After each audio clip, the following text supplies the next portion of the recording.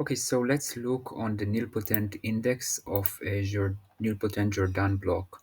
So let's start by looking on a general form for a nilpotent Jordan block. As you can see, it is with zeros on the diagonal, ones on the first superdiagonal, and zeros anywhere else. This is for a nilpotent Jordan block. The eigenvalue, the only eigenvalue is 0. Remember that if you want to find the eigenvalue of a triangular matrix, you just look on the diagonal entries. Those are the eigenvalues. And the order of this nilpotent Jordan block is k.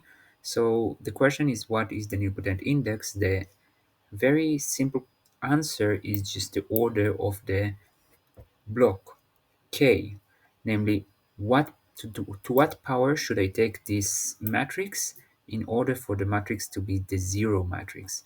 The answer is k. This is the nilpotent index, namely for any other uh, smaller index, the matrix won't be zero. So, for example, for the power of 1, it's not 0. For the power of 2, it's not 0. For the power of k minus 1, it's not 0. But for its nilpotent index, the k, it is 0. It also called a shift matrix, this because it shifts the vector.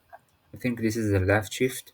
It takes one position to the left, for example. For example, think about 0, 0, 1. So applying this matrix would convert it to 0, 1, 0.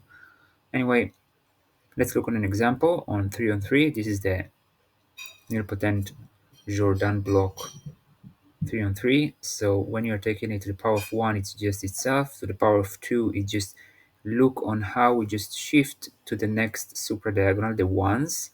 And then for the power of 3, which is the order of the Jordan block, it will become 0 as expected.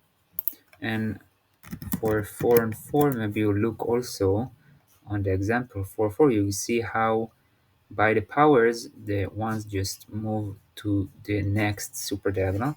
So this is the G1, G1 is just this, J1 does this. Now to the power of 2, you just take it to the next super diagonal. To the power of 3, again, ones go to the next super diagonal. And when we got here, the next power would just be 0. So again, we got that the nilpotent index, the first power by which the matrix becomes 0, is the order of the matrix.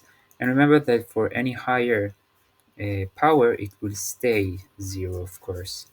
So thank you very much. This was about the Jordan nilpotent matrix, the Jordan nilpotent Jordan block. Very unique by the fact that there are only zeros on the diagonal and one on the super diagonal. Of course, not all the Jordan blocks are like this. This is a unique nilpotent Jordan block, but these patterns comes again and again, so it's good to know. Thank you very much. If there are any mistakes or correction, please tell me. Thank for Gemini for writing these down. Thank you for watching, and that's it for now.